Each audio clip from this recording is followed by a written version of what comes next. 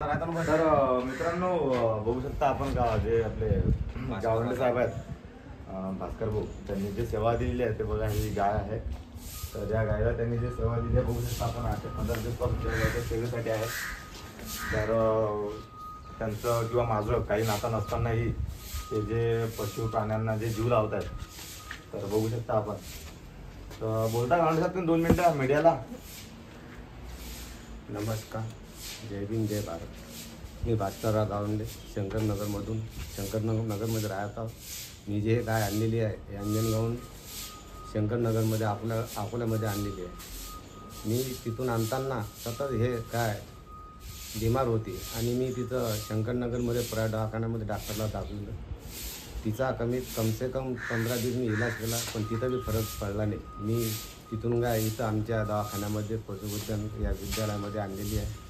पण इथं सतत मला 8 दिवस झाले 8 ते 15 दिवस झाले मी इथं परेशानामुळं मी आज मला कालपणापासून थोडा त्या गायचा रिझल्ट निघत आहे।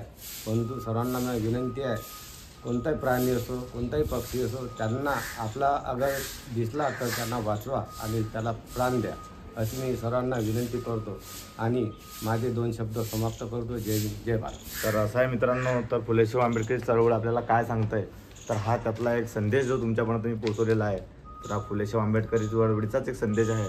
तर मित्रांनो, तुमच्याकडे अगर अशा काही गोष्टी घडत असेल की पशु पुत्र प्राणी मुकजनवार कुठलंही कोणत्या अगर परिस्थितीमध्ये अगर ते दुःखात असेल त्रासदायक असेल तर नक्की त्याला वाचवा व त्याला दवाखान्यात न्या, त्याला हॉस्पिटलमध्ये न्या, त्यांना जीव लावा।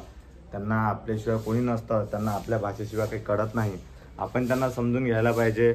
असंच मी एवढे 2 शब्द बोलतो मित्रांनो। आणि बघू शकता आपण हीच ती गाय आहे जिला 8 ते 10 दिवस झालेत काकाची सेवा देत आहेत। तर नक्की तुम्ही पण सेवा द्या मित्रांनो। सोबत काही येत नाही या जीवनामध्ये, इथंच करावं लागते आणि इथंच भरावं लागते मित्रांनो। बुद्धाचा नियम आहे, तर कर्म चांगले ठेवा, नक्की भविष्यात यशस्वी असाल। एवढे बोलून 2 शब्द बोलतो आणि इथंच थांबतो। जय भीम जय शिवराय।